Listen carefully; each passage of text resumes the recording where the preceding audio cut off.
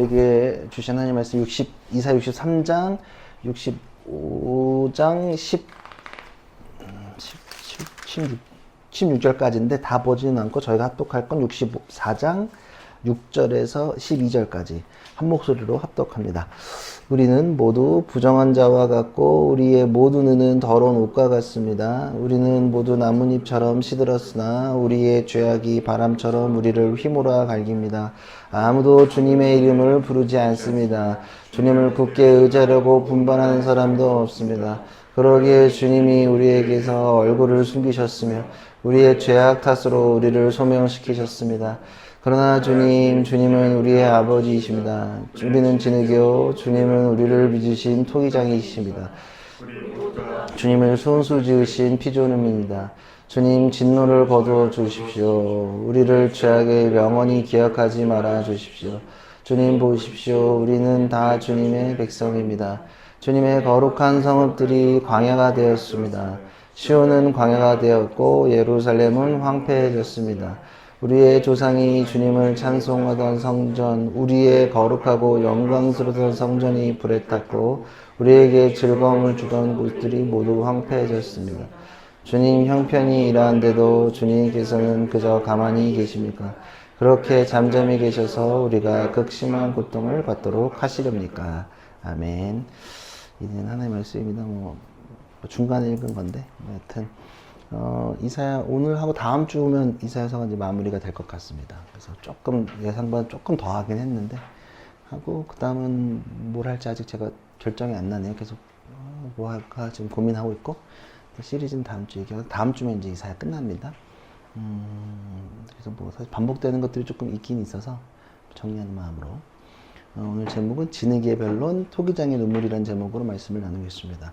사춘기에 극에 달하면 자녀와 부모 사이에 피할 수 없는 격렬한 갈등이 일어납니다. 그리고 그 갈등의 가장 깊은 막바지에서 자녀들은 부모의 가슴을 찢어발기는 잔인한 질문 하나를 던지곤 합니다. 엄마 아빠 왜 나를 낳았어? 라는 질문입니다. 이 질문은 철없는 투정은 아닙니다. 자기 삶의 방향을 잃어버린 한 인간이 바닥에서 던지는 가장 처절한 존재로증 비명입니다. 생각해보면 참 묘합니다. 우리 중 누구도 자신이 태어나는 순간을 제 눈으로 목격한 사람은 없습니다. 내가 태어났다는 사실은 내 기억이 아니라 오직 나를 낳은 부모의 증언을 통해서만 받아들일 수 있는 신비입니다. 즉 나의 이 태어남에는 나의 의지가 단 1%도 반영되어 있지 않다는 뜻이기도 합니다. 우리는 이 세상에서 내 의지와 상관없이 그저 던져진 존재들입니다. 그렇게 인생이 뜻대로 풀리지 않을 때, 사방이 막힌 항무지 같은 인생의 포인트에 직면할 때 인간은 자꾸만 내 존재의 처음으로 돌아가 본질적인 고민을 시작합니다. 나는 도대체 왜 태어났는가? 이 질문 앞에 부모들은 답답하게만 합니다. 너를 왜 낳았냐고 말할 수 있는 건 뭐 결혼했으니까 사랑했으니까 정도로 가름할 것 같긴 한데요. 부모 역시 사실은 자녀라는 또 존재로 시작했기 때문에 부모가 창조에 엄청나게 온전한 창조적 개입을 한 거는 아니지 않습니까? 그래서 자녀의 영혼이 던진 이 깊은 질문에 완벽히 답할 능력이 없습니다. 자녀가 던진 이 왜라는 질문 속에서 어떤 마음이 담겨져 있을까 보면 내 삶이 엉망으로 꼬여져 버렸으니 아예 근원부터 다시 시작해보고 싶은 리셋하고 싶은 마음이 담겨져 있을까? 아니면 내가 태어난 진짜 이유라도 알면 목적이라도 알면 내 틀어진 인생을 수정해서 바르게 살아가고 싶은 간절한 몸부림일까 고민하게 됩니다. 내 의지로 태어난 것도 아닌데 왜 내 삶은 이 모양입니까? 라는 이 무거운 질문 앞에 기독교 신앙은 아주 명확하고도 단호한 대답을 건넵니다. 너는 우연히 던져진 존재가 아니라 하나님의 세밀한 거대한 계획 속에 태어난 존재라는 사실입니다. 이게 기독교가 말하는 창조의 전제입니다. 우리는 그냥 무의미한 존재가 아니라 하나님의 계획하심 속에서 존재하고 있다는 사실입니다. 그리고 성경은 한 걸음 더 나아가 오늘도 본문에서 나오고 성경께서 말하는 게 내 인생의 주판을 튕기고 방황하는 우리에게 원망하는 그 순간에게도 하나님은 우리의 얄팍한 생각을 넘어 계시고 그리고 그 강한 손 우리를 늘 보호하고 계신다. 그리고 하나님의 주관적인 그 뜻한 우리를 가둬두고 계신다는 사실을 이야기하고 있습니다.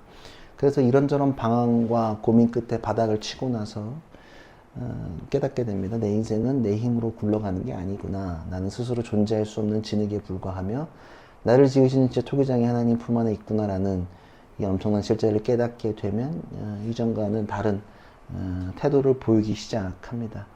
마치 세상에 자기 힘만 믿고 까불다가 진짜 고수를 만나서 영혼까지 탈탈 털리는 인과응보적 참교육을 당했을 때처럼 말입니다. 진짜 참교육을 당해본 사람은 더 이상 핑계를 대지 않습니다. 허세를 부리지도 않습니다. 그 압도적인 존재 앞에서 완전히 힘을 빼고 고개를 숙이게 됩니다. 오늘 본문 이사야 63장 중반부터 64장을 보면 바로 그 영적인 참교육을 당한 뒤에도 완전히 태도가 바뀐 이스라엘에 좀 읍소가 담겨져 있습니다. 그러니까 혼났고 깨달았는데 그럼에도 불구하고 약간 읍소를 계속하는 모습이 보입니다. 왜냐하면 그 전까지 이스라엘이 좀 당당한 부분들이 있었는데요.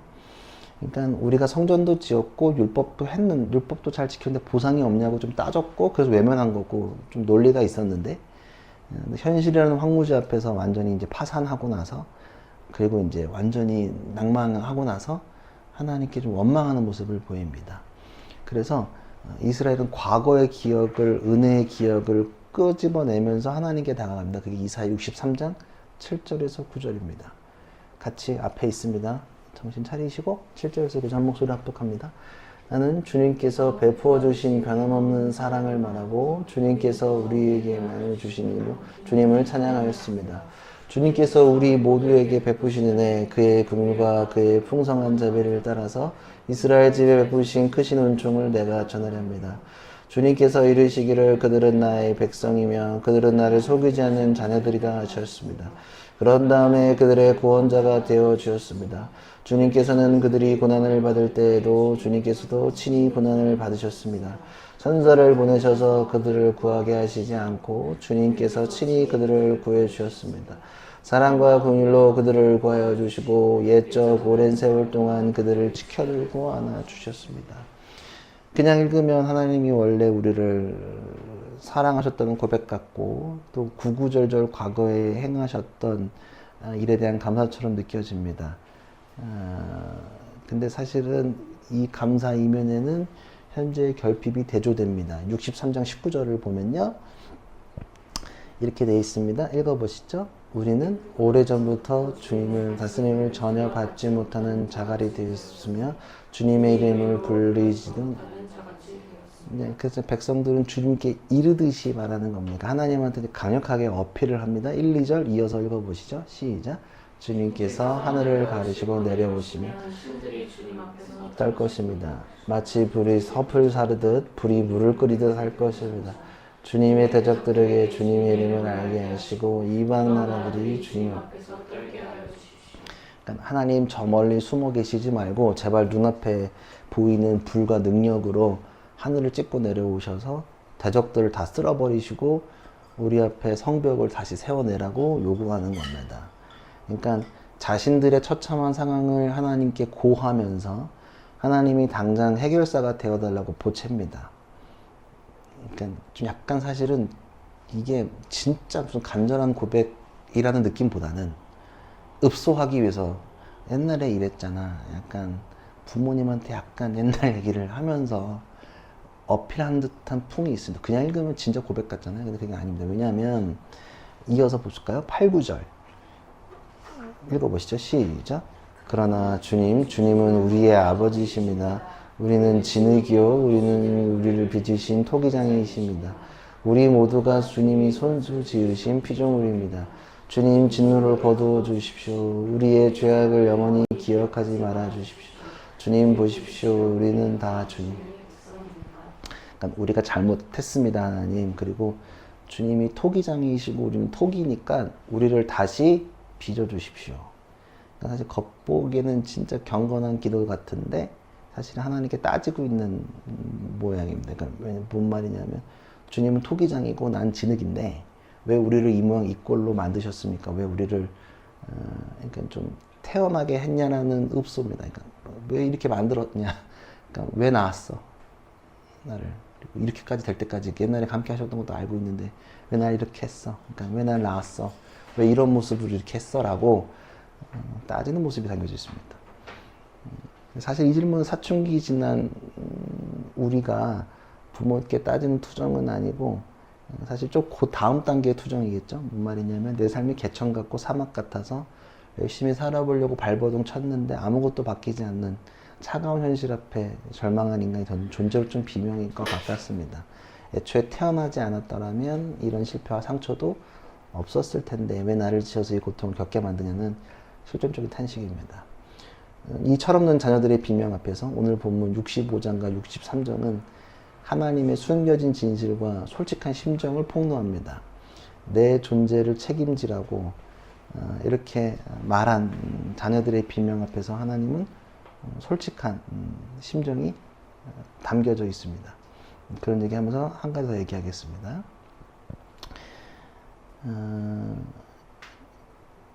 1946년 니코스 카잔차키 소설 그리스인 조르바라는 소설이 있습니다. 저는 읽지는 않고 최근에 영화를 좀 봤습니다. 재밌게 봤고 뭐 그래도 몇 번 더 봐야겠다는 생각이 되게 하여튼 그래서 영화 보고 나서 찾아보니까 뭐 여러 가지 인사이트 주는 부분들이 많고 뭐 다시 최근에 주목받던 작품이기도 합니다. 여튼 소설에는 나라는 존재가 등장합니다. 나. 화자가 납니다. 나가 그는 좀 책과 이론 그리고 계산 속에 살던 이제 엘리트 지식인이었는데 그리고 이제 계속 관념이나 생각이 많은 사람이었습니다. 그러니까 되게 엘리트라고 하면 좀 딱딱하고 좀 잘 포멀하게 지키는 사람들이겠죠. 근데 이제 사실 그런 사람들의 특징들은 이제 속은 썩어 있는데 겉으로 그냥 반듯한 모습들이나 이런 모습들이 있지 않습니까? 이제 결단을 하는데 이 사람이 거기에서 이제 진짜 현실을 한번 살아보자라고 결단을 하고 이제 크레타 섬이라는 곳을 찾아갑니다. 광산. 자기 영화에서 보면 자기 부모님인가 조부가 준 땅에 광산 개발하려고 들어가는데 이제 돈을 많이 벌겠다는 심산이겠죠. 돈 벌려고 이제 이렇게 가는데 거기서 이제 배 타고 들어가려고 하는데 거기서 이제 노인 하나를 만나는데 그 사람이 이제 알렉시스 조르바라는 사람을 만납니다. 할아버지고 나이가 많은. 근데 등장부터 이 나라는 주인공과 대비라는 모습을 보입니다. 왜냐면 책도 안 읽은 딱 보면 거친 노동자의 이미지고 그리고 매 순간순간 하여튼 경이롭게 뭔가를 이렇게 되게 즐기고 받아들이는 모습이 계속 묘사되는 사람이었습니다. 그래서 이제 섬에 도착해서 같이 이제 동업을 하기 시작해요. 같이 이제 동업을 하면서 같이 생활하게 되는 거죠. 그러면서 조르바는 음식을 먹을 때 먹는 거에 되게 집중을 하고 또 바다를 바라볼 때는 태어나 처음 보는 아이처럼 바다를 바라보면서 느끼기도 하고 또 춤도 추고 되게 자유로운 모습을 계속 묘사됩니다. 그래서 이제 주인공은 그렇지 못하죠.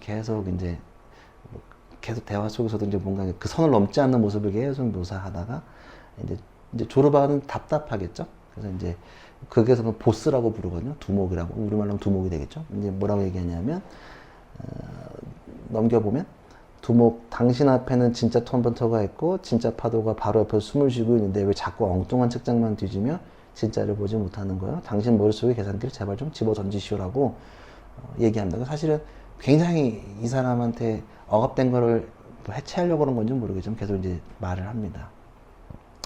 사실 진짜를 보라고 얘기합니다. 조르바가 계속 그 나라는 주인공한테 이게 네가 한 게 그게 계산하고 그런 게 아니라 진짜 몸으로 부딪혀 봐야 돼. 그리고 음식을 먹으면서 느껴봐. 바다를 보면서 춤을 춰봐라고 이제 얘기하는 거죠. 그러니까 이런 것처럼 하나님도 65장 1절에 보면 백성들이 아까 다시 좀 돌아와서 좀 약간 읍소했잖아요. 나를 만드시지 않았냐. 당신 토기장이고 난 토기인데 왜 나를 이렇게 두냐라고 했을 때 도대체 그러면 어디 계셨느냐라고 질문을 때 하나님 이렇게 얘기합니다. 65장 1절입니다. 다음을 보고요. 네, 이거 읽어보시죠. 시작. 나는 내 백성의 기도에 응답할 준비를 하고 있었지만 내 백성은 아직도 내게 요청하지 않았다. 누구든지 나를 찾으면 언제든지 만나려고 준비를 하고 있었지만 아무도 나를 찾지 않았다. 내 이름을 부르지도 않던 나라에게 나는 보아라 나 여기 있다. 보아라 나 여기 있다 하고 말하였다. 내가 여기 있다. 내가 여기 있다. 은혜는 인생의 은혜는 사실은 우리 옆에 공기처럼 아니면 바다처럼 가득 차 있었고 하나님은 온종일 손을 펴고 기다리고 계셨습니다. 그러니까 사실 옆에 있는데 어쩌면 제가 요즘 집중하는 거 최근에도 느끼는 건데 제가 나이 먹고 혼자 살다 보니까 한식 뷔페 가잖아요. 그래서 맛있는 메뉴 나오면 감격스러울 때가 가끔 있습니다. 내가 좋아하는 메뉴가 그날 딱 이렇게 완벽하게 내가 원하는 스타일로 딱 됐을 때 감격이 있어. 막 혼자 막 감격하면서 먹을 때가 있거든요. 9,000짜리 먹으면서 씨. 그러니까 근데 어제 같은 경우는 그렇게 밥이 맛있지는 않았어요. 비싼 거라는 걸 느껴졌거든요. 메뉴도 많았고. 근데 일단 왔다 갔다 하기도 힘들었고 사람들 시선도 좀 느껴지고 제가 똑같아요. 오늘 이 나라는 주인공이랑 왜냐면 그전에 담임 목사도 왔다 갔다 거리고 거기 권사님들도 왔다 갔다 거리고 옛날에 사역하는 애들인데도 아는 척도 안 하고 그리고 뭐 또 우리가 살다 보니까 또 같이 친했던 사람들도 멀어지고 복잡한 그 안에서 인생 삼라망사를 다 봤어요. 앉아가지고 또 여자 또 옛날에 처녀였던 여자애들이 애 나니까 목소리가 커져가지고 예식장에서 목소리 크게 하는데 그것도 막 웃기고 혼자 웃었어요. 킥킥거리면서 쟤네 애 나니까 목소리 커지네 막 이러면서 그러니까 불편한 밥을 먹었단 말이에요. 근데 이제 편한 밥은 아무도 나를 안 의식 안 하는 한식 뷔페에서 내가 좋아하는 메뉴가 그날 구성됐을 때가 행복하단 말이에요. 아니면 가끔 저는 이렇게 여기서 저 오피스텔이 뭐 1km밖에 안 돼. 2km 되잖아요. 여기 딱 죽전 이렇게 다리 넘어가는데 꽃이 있어요. 시에서 관리하는 꽃인 것 같아요. 그래서 자동으로 물도 나오거든요. 맨날 물을 주고 잘 가꿔서 꽃이 화분에 있는 꽃이 쫙 다리를 끼고 있는데 거기 걸어갈 때가 기분이 되게 좋아요. 꽃 냄새가 밤에 나면 엄청 나요. 그래서 뭔 냄새지 보면 꽃이 이렇게 쫙 있어서 와 좋다. 그리고 저기 가다 보면 이제 아카시아 나무가 쭉 박힌 데가 있거든요. 아카시아 나무 냄새 막 나면 봄이 왔네. 너무 좋다. 좋은 냄새 나면 기분 좋기도 하고 그때가 요즘에 좀 행복한 것 같아요. 뭐 나머지 아니면 뭐 좋은 사람을 만나서 즐겁게 시간 보내면 옆에 있는데 못 보는 경우도 있다는 거예요. 저는 요즘 느끼려고 하고 근데 우리는 살다 보면 하나님이 어디 큰 거 있다라고 본단 말이에요. 어디 크게 내 인생을 뭐 강하게 막 뒤흔들어야 될 것 같고 뭔가 영화처럼 팡팡 터지는 것들을 기대하지만 사실은 이미 옆에 계시고 함께 하는데 말만 했으면 뭔가 좀 연결됐을 텐데 그러지 못한 경우들이 많이 있다는 사실입니다. 그러니까 주인공 뭐 다시 좀 본문 말고 그리스인 조르바로 돌아와서 주인공은 날 것 그대로를 바라보지 못했습니다. 그러면서 이제 그게 후반부에 가면 이제 광산을 하니까 이제 개발을 막 하다가 돈 쓰면서 하다가 이제 그 짐을 잘 나르기 위해서 케이블 철탑 공사를 시작합니다. 이 사람이 머리가 좋으니까 막 계산을 딱 하고 그리고 이제 이렇게 하면 되겠다. 도르래 뭐 이렇게 하면서 되게 감격하면서 또 조르바도 될 것 같다 하면서 기대를 엄청나게 하면서 이제 그거를 만드는데 근데 요게 이제 딱 그걸 오픈하는 날 요것만 되면 이제 광산 개발은 이제 놓았다 마음 먹고 하다가 근데 그게 좀 쉽지는 않더라고요. 어떻게 되냐면 본문 일단 보고 얘기할까요? 65장 11절입니다. 그래서 하나님께서 니네 나 옆에 있었는데 보지도 않았다 지적하시고 좀 지나서 11절 이렇게 얘기하십니다. 시작. 그러나 나 주를 떠나서 내 거룩한 산을 잇고 가색에 가상을 차려놓으며 무니에게 섞은 술을 가득히 부어 바치는 자들. 그러니까 오늘도 보면 이스라엘 하나님 보시 이스라엘은 갓이 뭐냐면 행운의 신, 무니는 계산의 신입니다. 숫자의 신. 그러니까 야, 이렇게 니네 그런 신들한테 이스라엘 니네 그래놓고는 무슨 나를 뭐 그랬냐고 질타하시는 겁니다. 똑같이 오늘 그리스인 조르바의 주인공 나도 왕공신 날 이제 쫙 올라가면 동네 사람들한테 박수 받고 이제 돈 벌 생각하고 딱 하는데 케이블카가 딱 타고 올라가는 순간 이제 그 모든 철탑이 와르르 붕괴해버리는 사건이 발생을 합니다. 몇 초 만에 며칠 몇 달을 고생해서 만든 철탑이 와르르 무너지고 황무지만 남습니다. 우리 인생이 좀 그렇습니다, 사실은. 그러니까 뭐냐면 이 대학만 가면 이 직장만 가면 이 정도 돈만 모으면 내 인생 철탑은 안전할 거라고 생각은 하지만 사실은 그렇게 쉽지 않습니다. 뭐냐면 아무리 잘 만들어도 통나무 하나만 잘못 굴러와도 철탑은 와르르 무너지게 되어 있습니다. 인생은 정말 쉽게 무너집니다. 요즘 한국 사람들이나 이렇게 보면 나락가는 거를 즐깁니다. 한국 사람들. 나락가는 걸 원합니다. 왜냐하면 인간은 콜로세움도 사람들이 싸우는 거를 구경하는 정말 인류 최초의 정말 잔인한 일이잖아요. 콜로세움에서. 근데 우리나라도 지금도 계속 실시간으로 누구 나락가기를 바라는 사람이 정말 부지기수입니다. 연예인들 나락가는 거 우리 다 낄낄거리면서 좋아하는 사람들도 있습니다. 정치인들 나락가는 거 보길 원하는 사람들도 있습니다. 아니면 날아가려고 만들기 위해서 거짓말을 만들기도 합니다. 혹은 내 인생에서 마찬가지입니다. 그러니까 뭔가 내 주위에 있는 사람들 솔직히 말해서 약간 틀어지는 사람들 나락갔다 그러면 내심 속으로는 약간 좋아할 수도 있습니다. 아, 어쩌지라고 말하지만 순간적으로 누구 나락갔다 그러면 뭐 약간 좋을 수 있을 것 같다는 저도 생각해보면 야 누구 목회하다가 사고 쳤대 그러면 내가 안 좋아하는 애가 그랬으면 좀 순간적으로 좋아하는 마음이 0.5초 들었을 것 같아요. 그래서 정신 차렸겠죠. 아 이러면 안 돼. 사람이라는 게 그렇다는 겁니다. 그러니까 금방 무너져요. 그래서 바닥에 누구든지 금방 주저앉게 되거든요. 근데 그때마다 우리는 이스라엘처럼 하나님을 원망할 수밖에 없습니다. 나를 황무지에 왜 방치하느냐? 당신은 토기장이고 나는 토기인데 왜 나를 냅두냐? 이 철탑이 무너지는 걸 왜 보고만 계냐? 어디 숨어 계시다가 튀어나오느냐라고 말씀하십니다. 그리고 그러니까 어디 가셨고 뭐 했냐라고 물어보는 그 질문에 오늘 보면 65장 2절에서 이렇게 얘기하십니다. 보시죠. 시작. 제멋대로 가며 악한 길로 가는 반역하는 저 백성을 맞이하려고 내가 종일 팔을 벌리고 있었다. 내가 너를 버렸냐? 라고 하나님이 물어보시죠. 아니다. 버리지 않았다. 난 한순간도 네 곁을 떠난 적이 없다. 네가 숨어있고 원망할 때 나는 계속 손을 뻗고 사춘기 청소년이라고 하면 서두에 말한 것처럼 야, 엄마랑 싸우고 문 닫고 네 방에 들어갔을 때도 문 밖에서 문 기다리고 있었다. 손 벌리고 기다리고 있었다. 야, 네 계속 나 잘대로 바라보지 않고 네 혼자 짱구 굴릴 때 네가 밀쳐낸 것이 내가 한 게 아니다 라고 얘기하는 겁니다. 그리고 심지어 하나님은 손만 뻗고 계신 게 아니라 우리를 더한 것도 하셨는데 하나님은 이 땅 가운데 오시라고 말할 때 이렇게 얘기했습니다. 이거는 오늘 본문 서두에 있는 건데 좀 후반에 읽으면 좋을 것 같아서 갖고 왔는데요. 63장 1절 3절입니다. 시작. 에돔에서 오시는 이분이 누구신가? 붉게 물든 옷을 입고 보스라에서 오시는 이분은 누구신가? 화려한 옷차림으로 권세 당당하게 걸어오시는 이분은 누구신가? 그는 바로 나다. 의를 말하는 자요 구원의 권능을 가진 자다. 어찌하여 내 옷이 붉으며 어찌하여 포도주 틀을 받는 사람의 옷과 같으냐? 나는 혼자서 포도주 틀을 밟듯이 민족들을 짓밟았다. 민족들 가운데서 나를 도와 함께 일한 자가 아무도 없었다. 내가 분내어 민족들을 짓밟았고 내가 격하여 그들을 짓밟았다. 그들의 피가 내 옷에 튀어 내 옷이 온통 피로. 요 본문은 조금 설명하면 긴데 오늘 그렇게 길게 할 생각은 아니고요. 여튼 에돔의 포도주 틀을 홀로 짓밟으면 포도주 틀은 혼자 밟지 않습니다. 같이 집단적으로 하는 겁니다. 포도주 와인을 만드는 거죠. 근데 집단적으로 하는 건데 나는 홀로 맞이했다. 그 틀을 홀로 맞이했고 붉은 옷의 전사 메시아의 모습이 여기서 이제 나는 홀로 버텨냈다.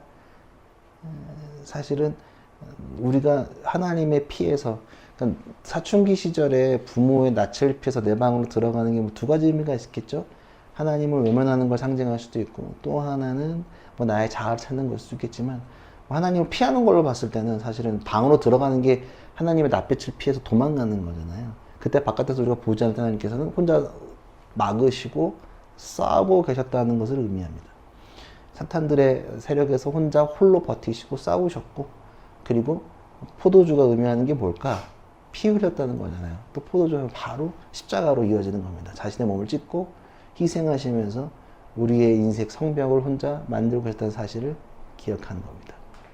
인생이 그렇다. 그럼 우리가 하나님이 우리한테 그렇게 역사하신다는 사실입니다. 이제 다시 크리스틴 조르바 마지막 장면으로 가겠습니다.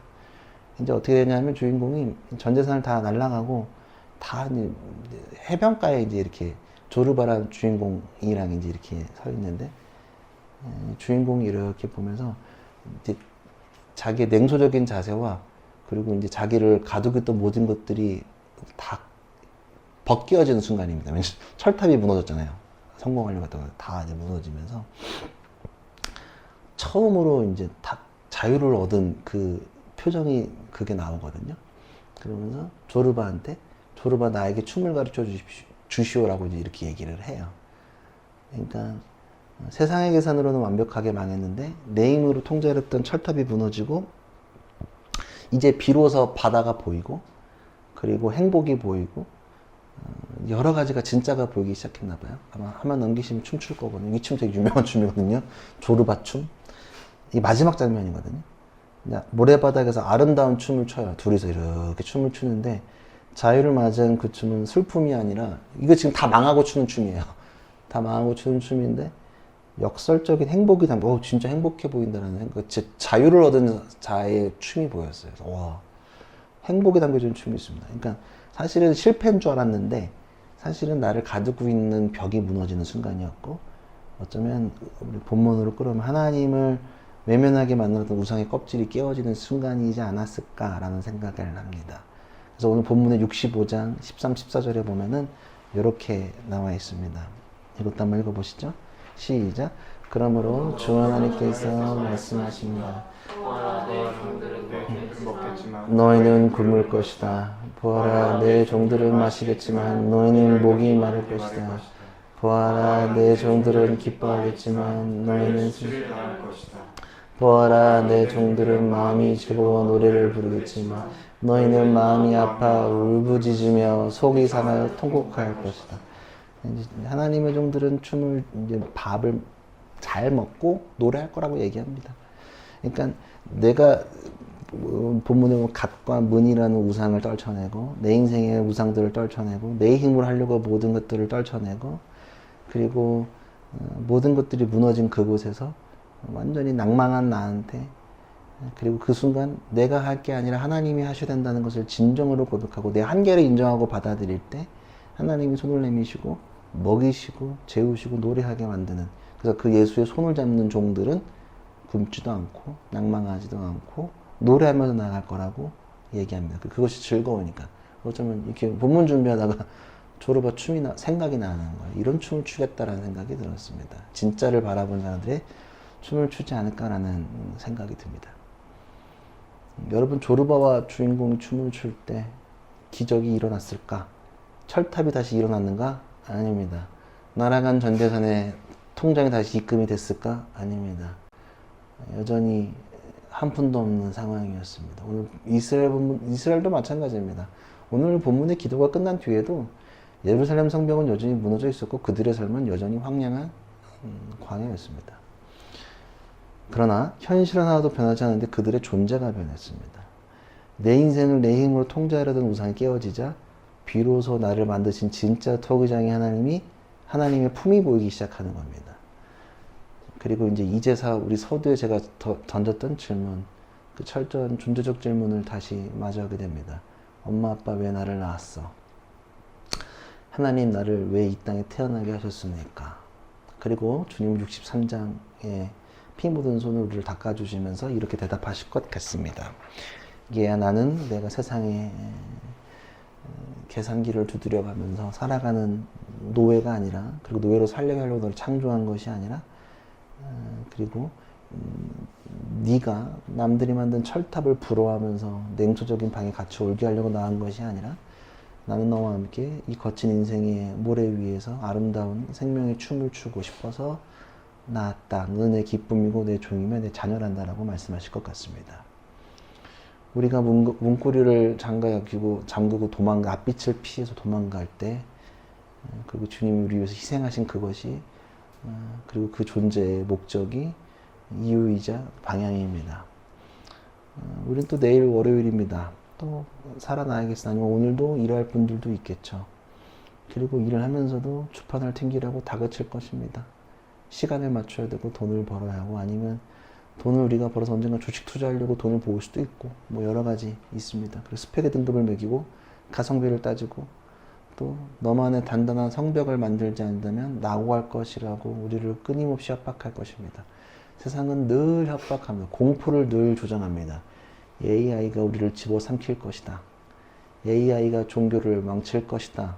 어떤 특정한 사람의 기회를 망칠 것이다. 어떻게 특정한 사람의 기회를 망칩니까? 하나님이 어떤 사람으로 망가지는 분입니까? 도저히 이해가 되지 않습니다. 공포를 주는 사람들의 반응에서 나오셔야 됩니다. 계속 협박합니다. 그게 아니라 삼엄한 현실 앞에서 우리는 자유로운 춤을 출 수 있는가에 대한 질문을 해야 됩니다. 거창한 것부터 할 필요 없습니다. 그냥 내가 하는 것이 아니라 내 인생은 토기장이신 주님의 손에 달려 있습니다라고 정직하게 힘을 빼는 기도에 항복을 했으면 좋겠습니다. 그리고 효율을 따지고 능력을 따지는 우리의 숨 쉬는 오늘 하루에서 그냥 소중하게 허락한 하루하루를 봤으면 좋겠습니다. 가족들이랑 뭐 몇 천원짜리 몇 천이 든지 모르는 된장찌개나 나물을 먹으면서 행복한 대화를 하는 것이 제가 어제 먹은 결혼식장에서 먹은 그 뷔페보다 훨씬 더 의미 있을 거라고 생각합니다. 아니면 열심히 일하고 떠벅떠벅 맥도날드 들어가서 혼자 쿠폰 먹여서 햄버거 먹는 게 더 맛있는 식사일지도 모릅니다. 아니면 돈이 없는 커플이 햄버거 하나 시켜놓고 나눠 먹는 것이 진정한 식탁일지도, 진정한 감사일지도 모르겠습니다. 혹은 뭐 에어컨이 안 나온 곳에서 예배를 드리는데 그 안에 주님의 기쁨이 있다면 그걸 느끼는 것도 감사일지 모르겠습니다. 혹은 저도 요즘 제 차가 19만을 향해 달려가고 있거든요. 그래서 달달달 거리고 막 불안불안한데 막 타요. 근데 차 바꾸고 싶거든요. 차도 막 혼자 구경해요. 중고차 못 가면 돈도 없긴 한데 막 보는데 또 한편으로 보면 야, 쟤 12년이나 탔어. 쟤 없었으면 사용 못했다. 쟤 타고 전국을 돌아다녔거든요. 정말 8도를 다녔어요. 제주도 빼고 다 갔는데 근데 귀요미 감사하더라고. 제가 테슬라 타면 뭐 하겠습니까? 제가 제네시스 타면 뭐 하겠습니까? 그냥 굴러다니는 차, 안전하게 탈 수 있는 차만 있어도 행복하겠다는 생각 요즘 되게 많이 합니다. 소중한 일상을 좀 봤으면 좋겠고, 오늘 아침 눈 떠서 나갈 수 있는 직장이 있고, 또 나를 맞이해주는 사람들이 있다는 감사를 고백했으면 좋겠습니다. 세상의 눈으로 보이던 것들이 주저앉게 되면, 하나님은 반드시 그 주저앉음을 인정하고, 내가 하는 게 아니라 하나님 바라보겠다고 말하면 반드시 하나님을 따르는 자들은 먹이시고, 자녀 삼아주시고, 노래하게 만드신다는 사실입니다. 그래서 그 피 흘리신 예수님 손을 잡고 나아갔으면 좋겠고, 자유롭게 노래하며 춤추는 사람들이 되기를 간절히 축복합니다. 마침내 무너진 철탑 위에서도 춤을 추는, 아버지의 품 안에서 춤을 추는 주님의 신실한 종들이 되기를 간절히 바랍니다. 그래서 저희는 매일 교회에서 그러잖아요. 오늘 저도 말씀 주면 다시 좀 생각해 봤어요. 교회에서 기쁘게 춤추고 노래하는 게 중요하거든요. 그렇잖아요. 이런 걸 보면 춤추고 노래해야 되잖아요. 근데 이제 교회에서는 춤추고 노래만 남았어. 주일날 예배 때 안 뛰면 춤추는 거 보면 그 기쁨의 바이브는 요즘 교회에서 억지로 억텐션을 만들려고 하는 것과 다른 진정한 기쁨과 자유를 봅니다. 마치 오늘 조르바춤처럼 둘이 처음으로 합을 맞춰서 마지막 장면에 춤을 추는데 너무 저는 그 춤이 아름다웠거든요. 저도 그런 춤들이 여러분들 삶 가운데 있었으면 좋겠고, 우리들의 춤이 좀 그랬으면 좋겠다. 그냥 같이 뭐 비싼 거 안 먹어도 행복하고, 또 비싼 차 안 타고 다녀도 행복하고, 비싼 비행기 타고 해외 안 나가도 괜찮고, 요즘에 뭐 퍼스트 안 타고 미국 가면 뭐 큰일 납니까? 비즈니스 꼬리칸 타고 가면 뭐 큰 문제 됩니까? 미국 가는 게 중요해요. 난리들을 쳐요. 뭐 자괴감을 느끼고 비즈니스를 타고 싶어서 탄 것만 해도 어디야. 너무 감사한. 저는 요즘 느끼거든요. 어디 갈 때 비즈니스 안 타면 어때? 같이 비행기 타고 가는 거에 감사한 거지. 그리고 누군가 함께 가서 보는 게 중요한 거지. 가서 좀 맛있는 거 못 먹으면 또 어때? 내가 뭘 봤으면 됐지. 그런 거에 감사를 느끼고 하루를 살아갔으면 좋겠습니다. 저도 요즘 많이 느낍니다. 옷도 비싼 거 안 입어도 괜찮겠다 라는 생각. 저도 결혼식 갈 때 약간 옷 사러 갔었거든요. 자켓을 하나 살까 그러다가, 근데 그 결혼식 20만 원을 쓰려는 내 마음이 너무 또 얄팍한 거야. 내가 뭔가 또 잘 보이고 싶나 보다. 그냥 있는 거 입고, 그래서 아이 됐다. 그래서 유니클로까지 갔거든요. 또 비싼 데에서. 그 다음 단계로 좀 비싼 데 갔었거든요. 처음에 일단 호기롭게 안 되겠다. 그래서 유니클로, 이거 됐다. 그냥 있는 거 입고 가자. 뭐 그 큰 문제 없더라고요. 여러분들도 그런 것들을 고백했으면 좋겠고요. 하나님께 원망하지 말고, 하나님은 지금도 계십니다. 지금 순간순간 여러분들이 기다리고 계시는데 맨날 하나님 없다고 소리만 쳐. 잡으면 되거든. 옆에 계셨거든요. 그래서 진짜 감사의 고백이 나왔으면 좋겠습니다. 저도 좀 더 자유롭게, 진짜 감사를 고백하기 위해서 노력하겠습니다. 그리고 진짜 감사가 자동으로 제가 흘러나오게끔 관념을 하는 것이 아니라는 사실을 기억하며 나아갔으면 좋겠습니다. 함께 기도하며 죽게 나갑시다.